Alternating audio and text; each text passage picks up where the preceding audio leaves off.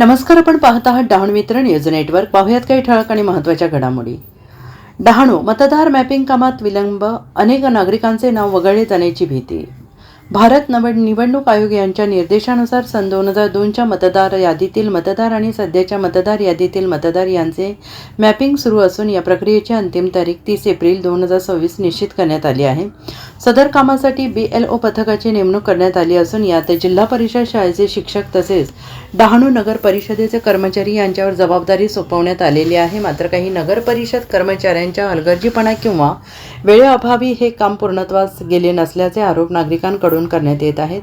अंतिम मुदतीस अवघे 3 दिवस शिल्लक असताना अनेक मतदारांचे मॅपिंग अद्याप प्रलंबित असल्याचं समोर आलं आहे. यामुळे अनेक नागरिकांची नावे मतदार यादीतून वगळली जाण्याची भीती व्यक्त होते आहे. विशेष म्हणजे 213 क्रमांकाच्या यादीचे काम डहाणू नगर परिषदेचे कर्मचारी विनोद भामरे यांच्याकडे सोपवण्यात आले होते आणि त्यांच्या निवृत्तीच्या पार्श्वभूमीवर हे काम सागर प्रधान यांच्याकडे वर्ग करण्यात आले. मात्र कामाची गती मंद असल्याने मॅपिंग प्रक्रिया अपूर्ण राहण्याची शक्यता निर्माण झाली आहे. प्रधान यांच्याशी संपर्क साधला असताना त्यांनी सांगितले, जेवढा शक्य होईल तेवढं लवकर काम पूर्ण करू. दरम्यान प्रशासनाने तातडीने याकडे लक्ष देऊन उर्वरित काम पूर्ण करावे अशी मागणी नागरिकांकडून होते आहे. डहाणीकरांनो, जागृत व्हा. आपल्या वॉर्डमधील BLOशी संपर्क साधून त्वरित आपले मॅपिंग करून घ्या. अन्यथा मतदार यादीतून नाव वगळले जाण्याची शक्यता नाकारता येत नाही, असे एका जागृत नागरिकांनी सांगितलं आहे. आपल्यासोबत आहे ज्येष्ठ व्यापारी विकास क्लॉथचे विकासभाई पुत्ता. तुम्ही एक सोशल मीडियावर निवडणूक मॅपिंग संदर्भात एक मेसेज टाकले होते, त्याबाबत तुमचं काय म्हणणं आहे? बघा, भारत निवडणूक आयोग यांच्याद्वारा 2002ची यादी, मतदार यादी व आताची मतदार यादी ह्यांच्या मॅपिंगच्या काम सुरू आहे आणि त्यासाठी बरेच BLOला नेमणूक केलेली आहे. BLO म्हणून त्यात जिल्हा परिषद शाळेतली काही शिक्षिका आहे, शिक्षक आहे व नगर परिषदचे काही कर्मचारी आहे.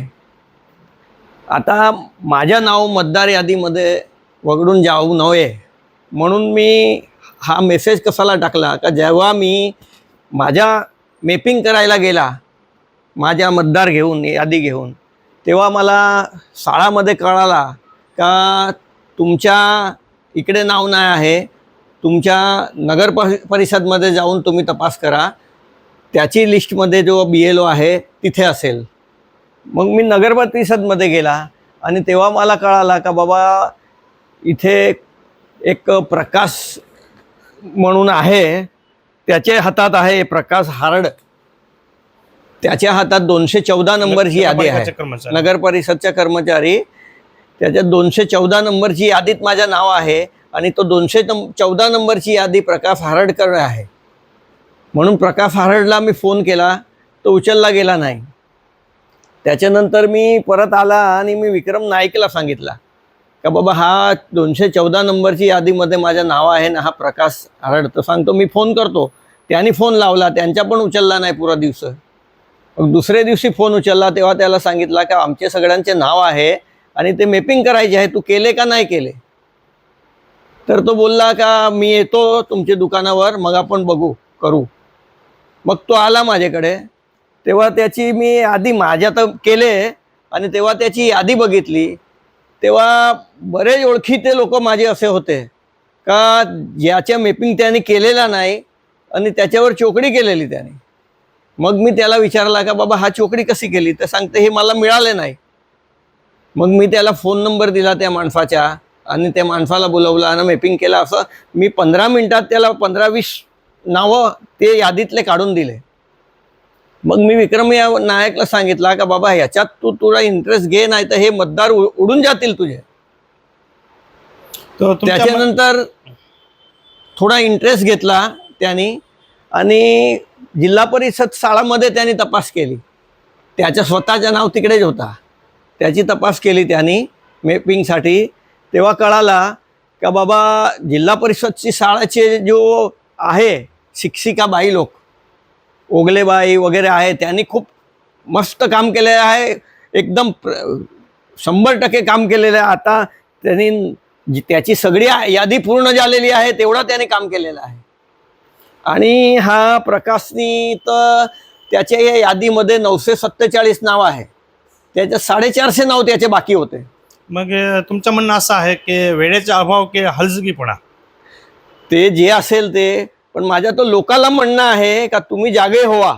मी 4 दिवस पहिले पण मेसेज ते टाकलेला होता की डहाणूकरांना जागृत व्हा आणि मतदार यादीमध्ये तुमच्या नाव मॅपिंग करून घ्या, नाही तर उडून जाईल, वगळून जाईल. तर आज पण माझं म्हणणं हेच आहे की लोकांनी जागृत होऊन, आता 3च दिवस आहे, हा BLOचे भरोसे न राहता, त्याच्यात नगर परिषदचे कर्मचारीचे भरोसे अजिबात न राहता, स्वतःहून त्याचे मागे लागून, स्वतःहून स्वतःच्या BLO कोण आहे त्याची तपास करून स्वतःचं नाव मॅपिंग करून घ्यायच्या, नाही तर नाव वगळण्यात येईल.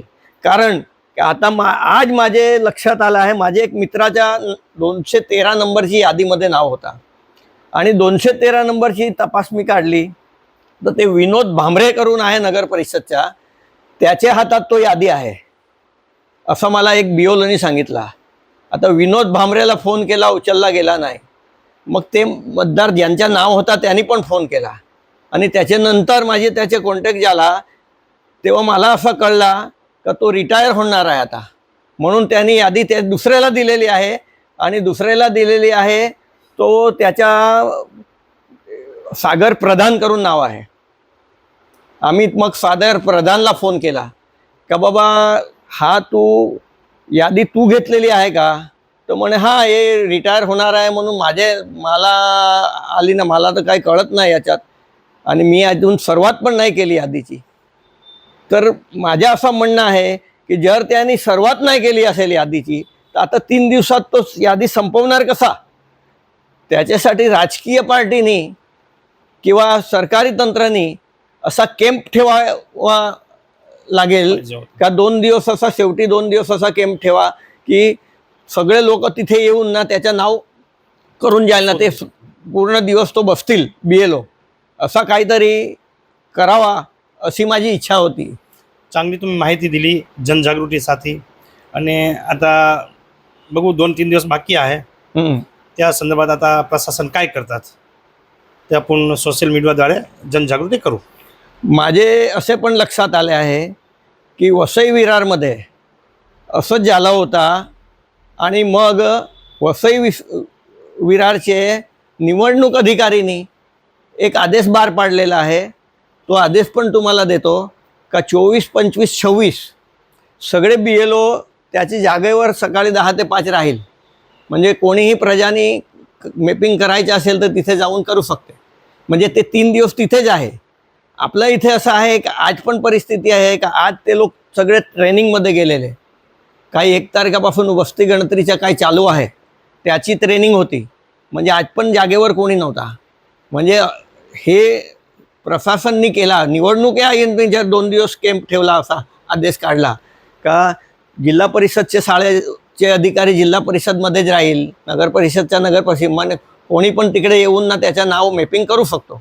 असा काही होत असेल तर बरं आहे. ठीक आहे, नक्की आपण याच्यावर प्रशासनाला सांगू उद्या की बाबा तुम्ही एकी जागावर नगर परिषद कर्मचाऱ्यांना बसवा आणि जे मतदाराचा प्रश्न आहे त्या प्रश्नाबाबत तुम्ही लक्ष द्या.